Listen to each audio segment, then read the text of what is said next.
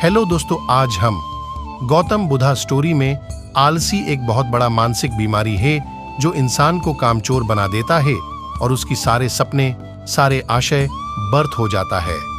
मेहनत करने से डरो मत, इसकी बारे में विस्तार से चर्चा करेंगे और हम आलसी से कैसे छुटकारा पाए और जीवन में कैसे अपने लक्ष्य को हासिल कर सके। तो चलिए देर ना करके शुरू करते हैं आज की कहानी, गौतम बुद्धा स्टोरी। मेहनत करने से डरो मत, ये बहुत पुरानी कहानी है। एक बड़ा सा पहाड़ के नीचे एक छोटे से गांव बसा हुआ था और उसी गांव का एक लड़का था जो अपने आलसीपना और कामचोर से परिचित था। उस गांव का सभी लोगों ने उसे आलसी और कामचोर की नाम से ही पुकारते थे। वह लड़का पूरा दिन गांव के पीछे एक पेड़ में बैठा रहता और बैठे बैठे आपने आने वाला भविष्य के बारे में अच्छे अच्छे सपने देखता रहता। अब वह लड़का का दिन ऐसे ही आलसी में गुजर रहे थे। अचानक एक दिन उस गांव में एक बुद्ध भिक्षुक आया और वह बुद्ध भिक्षुक अगले 3 दिनों तक उसी गांव में रहने वाले थे। बुद्ध भिक्षु सारा दिन उसी गांव में भिक्षा करता था और गांव की लोगों को अच्छा अच्छा उपदेश देता था। और जब रात होता था तब गांव के पास में एक बुद्ध मठ में विश्राम करता था। बुद्ध भिक्षु प्रतिदिन जब गांव में भिक्षा करने जाते थे और भिक्षा करके वापस लौटते, तब उस आलसी लड़के को उसी पेड़ के नीचे कभी बैठा हुआ और कभी लेटा हुआ देखता था। बुद्ध भिक्षु लगातार 2 दिन वह लड़का को उसी पेड़ के नीचे उसी हालत में देखा। ये देखने के बाद बुद्ध भिक्षु समझ गए थे कि वह लड़का मानसिक आलसी का गोलम बन चुका है।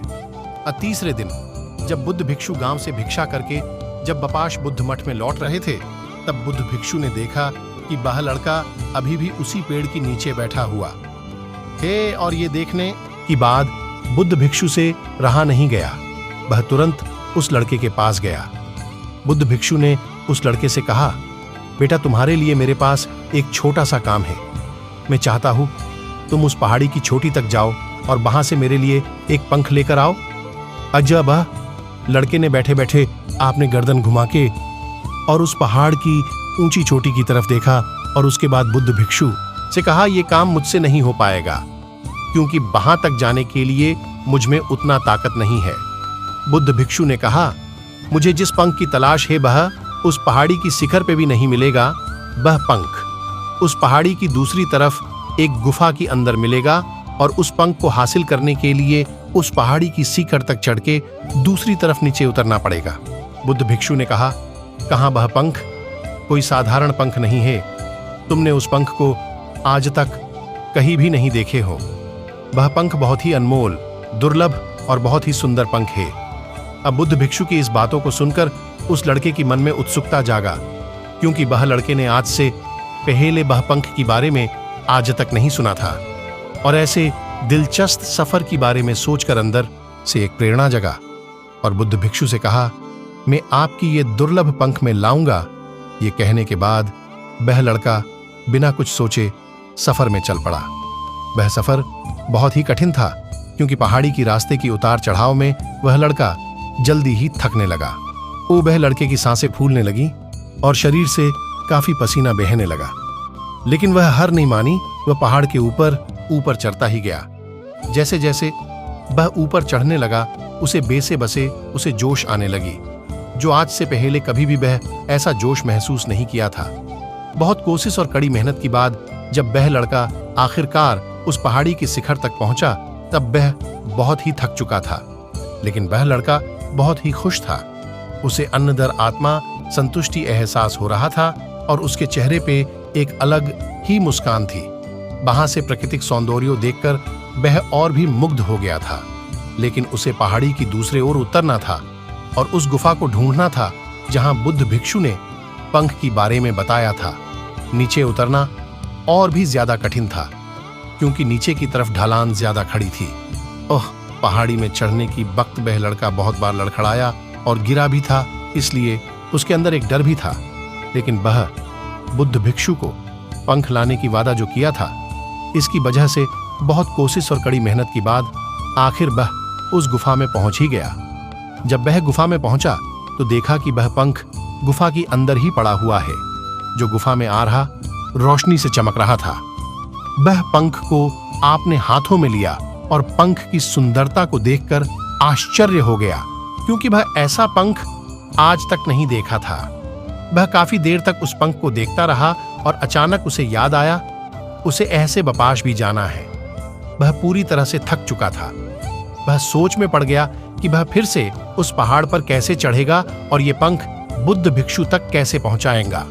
एक पल के लिए वह बहुत ही उदास और हार मान लिया था, लेकिन उसे वह आत्मविश्वास और गर्व की भावनाएं याद आ गया जो वह पहाड़ी की शिखर पर महसूस की थी। उसे एहसास हुआ कि उसे दोबारा ये सफर करने की ताकत और मनोबल है। वह पंख लेकर दोबारा पहाड़ी पे चढ़ने लगा। उसे बहुत तकलीफ हो रहा था। उसका पूरा शरीर की मांस पेशियों में दर्द हो रहा था।